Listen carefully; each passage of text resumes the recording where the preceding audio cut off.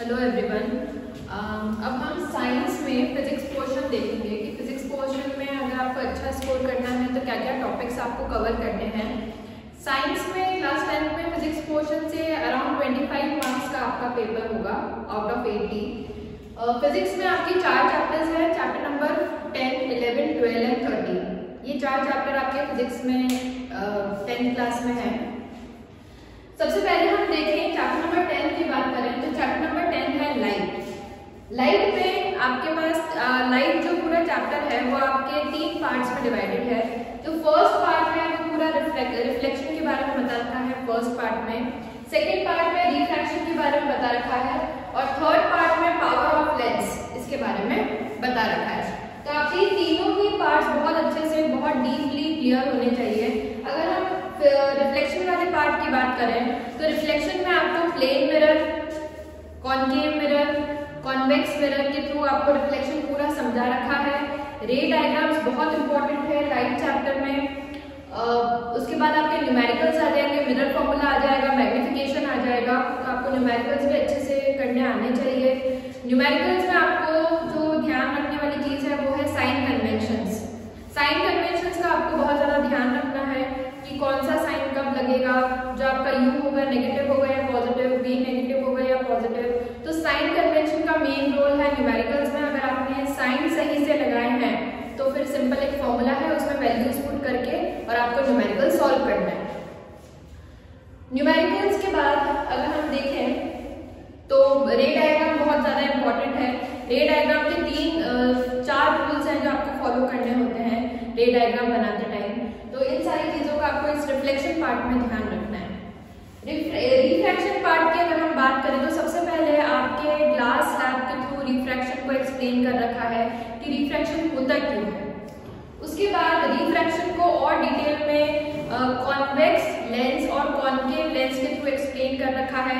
Again उनके भी रे डायग्राम्स हैं, उनके भी न्यूमेरिकल्स हैं। इसमें भी आपको सेम साइन कन्वेंशंस का ही ध्यान रखना है। अगर आपको साइन कन्वेंशंस अच्छे से आते हैं तो सिंपली आपको लेंस फॉर्मूला पुट करके और न्यूमेरिकल को सॉल्व करना है। रिफ्रैक्शन में एक और टॉपिक है विच इज रिफ्रैक्टिव इंडेक्स। तो रिफ्रैक्टिव इंडेक्स क्या होता है, किस तरह से क्या फॉर्मूला आपको पुट करना पड़ता है रिफ्रैक्टिव इंडेक्स निकालने के लिए, एब्सोल्यूट रिफ्रैक्टिव इंडेक्स क्या होता है, ये सारी चीजों का आपको ध्यान रखना है। नेक्स्ट हम बात करते हैं power of a lens. Power of a lens में कॉनकेव लेंस की जब हम पावर लगाते हैं तो तब क्या साइन आता है, कॉन्वेक्स लेंस की पावर निकालते हैं तो क्या साइन आता है। जब भी आप पावर ऑफ अ लेंस निकालें तो आपकी फोकल लेंथ मीटर्स में भी होनी चाहिए। इन चीजों का आपको ध्यान रखना है। ओवरऑल अगर आप पूरे लाइट चैप्टर की बात करें तो ray diagrams are very important, numericals are very important and uses of lens and mirrors are very important. ये इस पूरे में आपका चैप्टर कवर हो जाएगा। जब भी आप कोई न्यूमेरिकल सॉल्व करें तो आपको उसकी SI यूनिट लगाना जरूरी है। सारे आपके जो डायमेंशंस हैं वो स्टैंडर्ड यूनिट में होने चाहिए। जब आपका आंसर आ जाए तो आपको यूनिट मेंशन करना बहुत जरूरी होता है। तो ये चीजें आपको ध्यान रखनी है चैप्टर नंबर 10 लाइट में। नेक्स्ट अगर चैप्टर की हम बात करें तो chapter number 11 human I and the colourful world. Human आई वाला जो चैप्टर है इसमें सबसे पहले आपको ह्यूमन आई पूरी एक्सप्लेन कर रखी है। ह्यूमन आई के जो डिफरेंट पार्ट्स हैं, कॉर्निया, प्यूपिल, लेंस, रेटिना, ये सारे पार्ट्स जो हैं वो बहुत अच्छे से एक्सप्लेन कर रखे हैं आपकी बुक में। आपको भी उसी तरह से आना चाहिए। ह्यूमन आई का डायग्राम बहुत इंपॉर्टेंट है। नेक्स्ट अगर हम टॉपिक देखें तो आपकी बुक में पावर ऑफ अकोमोडेशन ऑफ आई दे रखा है कि जो आपकी आई है वो किस तरह से दूर का भी देख पाती है, at the same time pass का भी देख पाती है। तो किस तरह से आपकी जो आईज है वो अपनी फोकल लेंथ को एडजस्ट करती है दूर का पास का देखने के लिए। तो ये है पावर ऑफ अकोमोडेशन ऑफ आई जो आपको पता होना चाहिए। उसमें आपके NCERT में बहुत अच्छे से बता रखा है ये चीज। नेक्स्ट इज डिफेक्ट इन आई। आई में क्या क्या डिफेक्ट होते हैं, मायोपिया, हाइपरमेट्रोपिया, प्रेसबायोपिया, ये सारे डिफेक्ट्स आपको आने चाहिए। इनका करेक्शन आना चाहिए, इनके डायग्राम्स आने चाहिए, वेरी इंपॉर्टेंट। क्यों होता है, आपके क्या कॉजेस हैं मायोपिया, हाइपरमेट्रोपिया की, ये सारी चीजें आपको क्लियर होनी चाहिए। Next is dispersion. Next topic है डिस्पर्जन। ग्लास प्रिज्म लाइट है उसमें रिफ्रैक्शन होता है, देन डिस्पर्जन होता है, कैसे व्हाइट लाइट जब ग्लास प्रिज्म से पास होती है तो 7 कलर्स में स्प्लिट हो जाती है। तो ये डिस्पर्जन वाला जो टॉपिक है ये आपको बहुत अच्छे से आपका क्लियर होना चाहिए। इसमें कभी कभी डायरेक्ट से डायग्राम भी आ जाता है और डायग्राम से आपसे पूछ लेंगे कि भाई टॉप पे कौन सा कलर होगा, बॉटम में कौन सा कलर होगा। तो ये सब आपको पता होना चाहिए डिस्पर्जन में। डिस्पर्जन फिनोमेना रेनबो में भी यूज होता है, रेनबो में कौन कौन से फिनोमेना यूज होते हैं ये आपको पता होना चाहिए। Next is atmospheric refraction. Atmospheric refraction की वजह से कैसे ट्विंकलिंग ऑफ स्टार्स, आपके पास क्वेश्चन आता है व्हाई डू स्टार्स ट्विंकल, ये स्टार्स अपनी अपेरेंट पोजीशन पे क्यों नहीं दिखते हैं, या अपेरेंट पोजीशन पे ही क्यों दिखते हैं, ओरिजिनल पे क्यों नहीं दिखते हैं, इस तरह से आपके क्वेश्चंस आते हैं। तो एटमॉस्फेरिक रिफ्रैक्शन टॉपिक से आपके पास एक्सप्लेनेशन पार्ट आएगा, पूरा थ्योरी पार्ट आएगा जो आपको थ्योरी लिख के और आपको समझाना होगा। Next part is in human eyes scattering.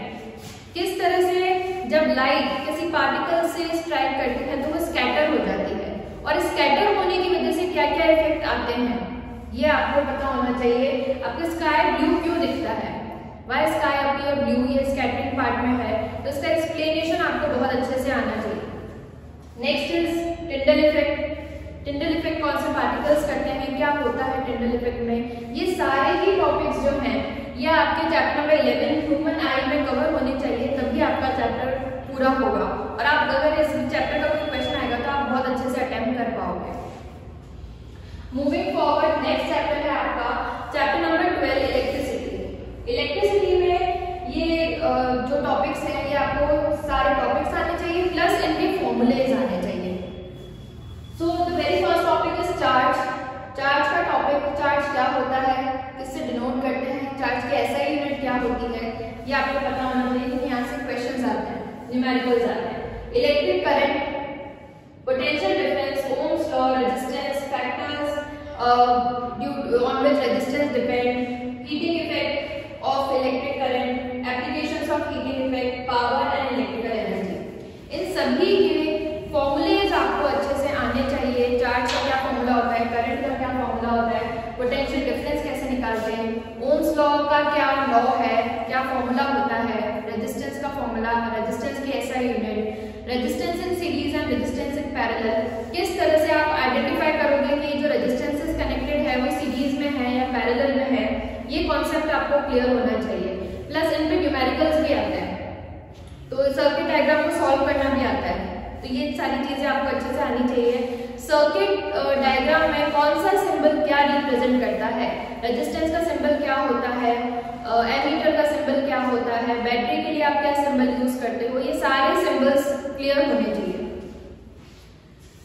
Heating effect of electric current, अगर इलेक्ट्रिक करंट का जो हीटिंग इफेक्ट है उसको आप किस तरह से आप यूज में ले सकते हो। आप electric oven, electric toaster, electric geyser, यहाँ पे heating effect of electric current हम यूज में लेते हैं। फ्यूज में heating effect of electric current हम यूज में लेते हैं। ये सारी एप्लीकेशंस आपको पता होनी चाहिए, सबके ऐसे यूनिट पता होनी चाहिए। इलेक्ट्रिकल एनर्जी, किस तरह से आप इलेक्ट्रिकल एनर्जी मेजर करोगे। जब भी आपको इलेक्ट्रिकल एनर्जी कैलकुलेट करने के लिए बोला जाए तो पावर किलोवाट में होनी चाहिए और टाइम आवर्स में होना चाहिए।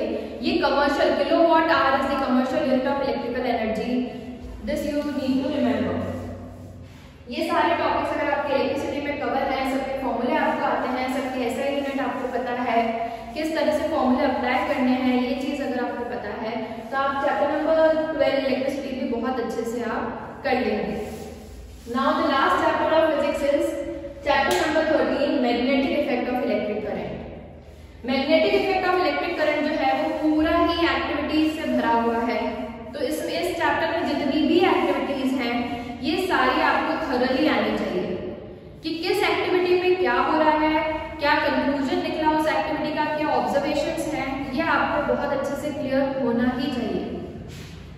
अगर हम चैप्टर नंबर 13 की बात करें तो चैप्टर नंबर 13 में सबसे पहले आपको एक बार मैग्नेट का एग्जाम्पल दे रखा है और बार मैग्नेट के एग्जाम्पल से आपको समझा रखा है कि इलेक्ट्रिक फील्ड लाइन होती है around a magnet. Electric field line magnetic field lines की क्या क्या प्रॉपर्टी होती है ये भी आपको इस बार मैग्नेट में बार मैग्नेट वाले टॉपिक में एक्सप्लेन कर रखा है। जो भी मैग्नेटिक फील्ड लाइंस की जो भी प्रॉपर्टीज हैं, ये जो 4-5 प्रॉपर्टीज है वो आपको आनी चाहिए।